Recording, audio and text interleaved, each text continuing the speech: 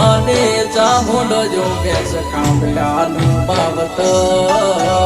સખત સનાડા ગામે રાજો માતાનો જપસો પરવીણ ભુવાને ચામુંડ જો કેસ કામલાનું બાબત સખત સનાડા ગામે રાજો માતાનો જપસો